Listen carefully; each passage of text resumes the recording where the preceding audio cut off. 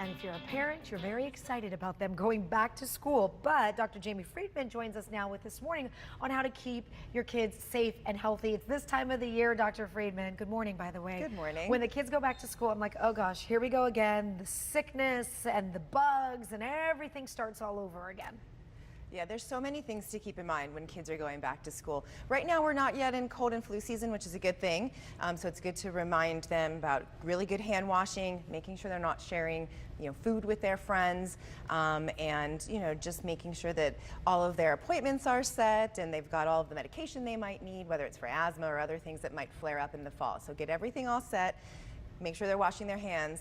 Hopefully we'll be okay. If you want to have a conversation this morning and you're sitting with your kiddos or a bunch of kiddos heading back, I think if Vista Unified are going back to school today, what are some of the things that you may want to tell your kids to remind them, hey honey, just be careful with this and be careful with that?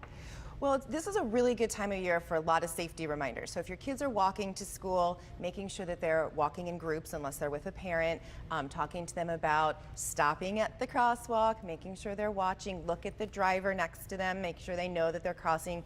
Same with bikes, make sure they're with helmets, scooters too, they have to wear their helmets. I see it all the time, kids zooming down on a scooter, not wearing a helmet. They're going across a crosswalk or through an intersection, make sure they're always stopping, checking for drivers and making sure that the drivers know that they're going to be crossing. Let's talk about the sleep schedules. I think this is one of the biggest challenges coming off of summer. The kids are staying up late, they're sleeping in. When do you start adjusting? At this point, is it too late if you were going back to school today? Well, from a sleep expert perspective, it is too late because really the sleep schedule should be the same, especially for young kids who aren't going to sleep in. Teenagers a lot of times are going to sleep in and there can be some adjusting. But ideally, their going to bedtime and wake up time is the same no matter what time of year. But yeah, most kids are going to be allowed to stay up late, you're on vacation, whatever's happening.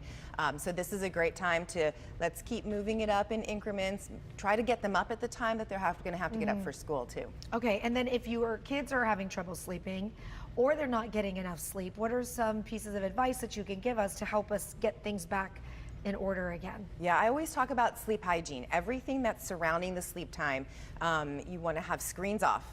Phones, iPads, TV, I mean the list is now very long. A good 30 to 60 minutes before bedtime, just calming activity, music, reading, and catch them when they're tired. If they're sleepy like 8:30, there's no reason to force them to stay up because then they're going to really become overtired and they're not going to be able to fall asleep. Any final reminders you want to give to parents? Well, this time of year, make sure like I said, checkups are done. Remind your kids about safety when it comes to walking and biking to school. Remind them about good hand washing and just let them know that you're there for them. Have a good time. All you want for them is to try their best. I love it. Dr. Friedman, thank you for being here. Good information as those kiddos go back to school. All right.